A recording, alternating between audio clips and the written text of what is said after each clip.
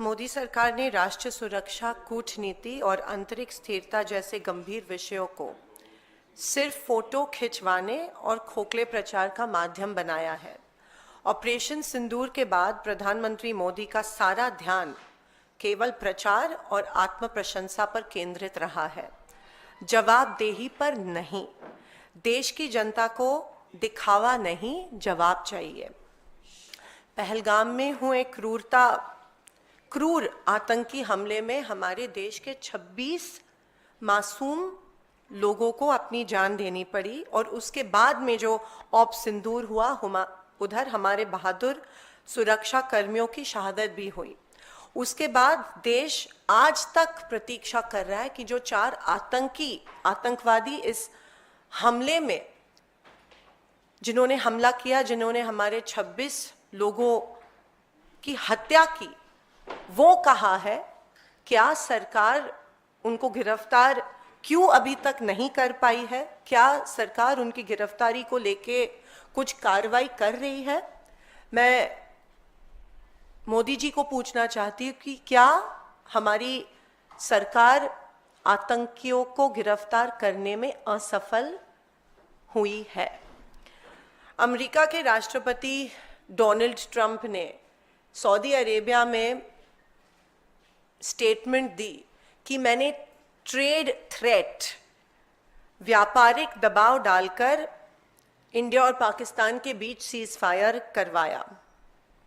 मैं मोदी जी को पूछना चाहती हूँ, क्या भारत सरकार को इस सीज फायर अनाउंसमेंट के बारे में एडवांस नोटिस थी कि क्या ट्रंप इस तरह का ट्वीट करके, ट्रंप एक थर्ड पार्टी, अमेरिका एक थर्ड पार्टी ने सीज फायर की अनाउंसमेंट जब की, तब क्या भारत को इसके बारे में पता था? आज सुबह ट्रंप ने और एक घोषणा की कि सीज फायर उनके वजह से हुई है। जब ट्रंप ने ये स्टेटमेंट की थी, तब तक we had an upper edge, हम जंग ऑलमोस्ट जीत रहे थे। लेकिन ट्रंप की घोषणा के बाद हमारे देश को बहुत कमजोर हमारे देश की सरकार ने दिखाया। हमको कोई थर्ड पार्टी इन्वॉल्वमेंट की जरूरत नहीं थी, हमें कोई थर्ड पार्टी देश की इंस्ट्रक्शन की जरूरत नहीं थी कि अब सीज फायर होनी चाहिए।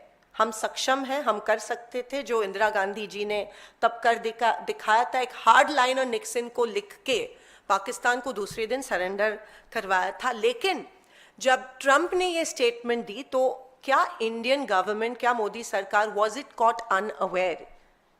और क्या इस स्टेटमेंट के वजह से हमारे आर्म्ड फोर्सेस जिन्होंने इतनी अच्छी कारकिर्दी की थी ऑप सिंदूर में, क्या वो डीमोरलाइज हुए और उनके साथ पूरे देश की जनता इस स्टेटमेंट के वजह से डीमोरलाइज हुई? और इसके लिए कौन जिम्मेदार है?